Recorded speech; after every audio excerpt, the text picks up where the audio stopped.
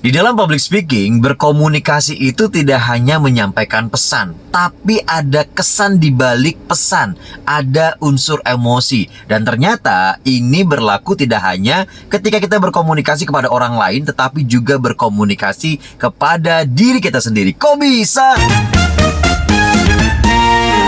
Dale Carnegie pernah berkata dan berpesan bahwa ketika kita berurusan dengan orang, ingat, kita tidak sedang berurusan dengan makhluk berlogika, tapi kita sedang berurusan dengan makhluk beremosi. Jadi, kita harus pastikan kita mengenal emosi tersebut.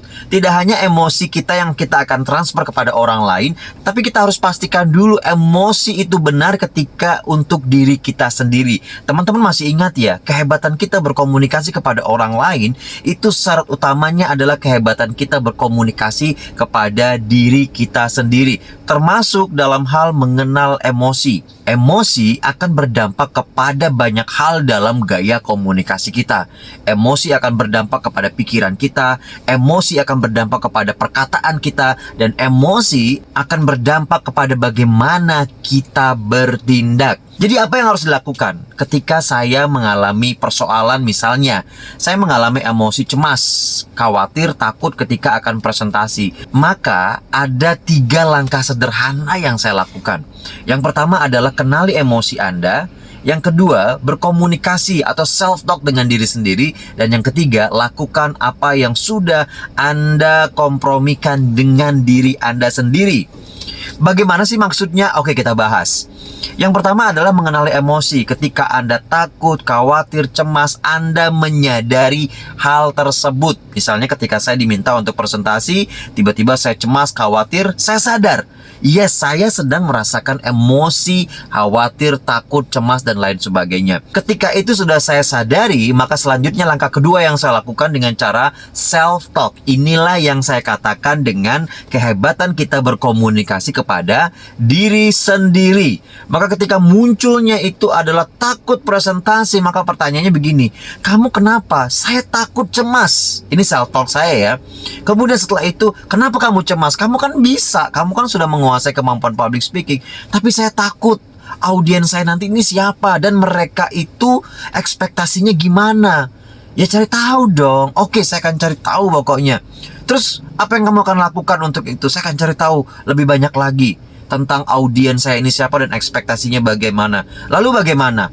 Lalu saya akan menyiapkan materinya. Setelah menyiapkan materinya, saya akan menyiapkan presentasinya. Setelah itu, saya akan mencoba melakukannya lagi. Setelah itu apa yang kamu rasakan? Saya akan lebih tenang. Setelah kamu lebih tenang, saya akan lebih yakin terhadap penampilan saya. Dan itu saya tulis, teman-teman. Saya tulis. Kenapa?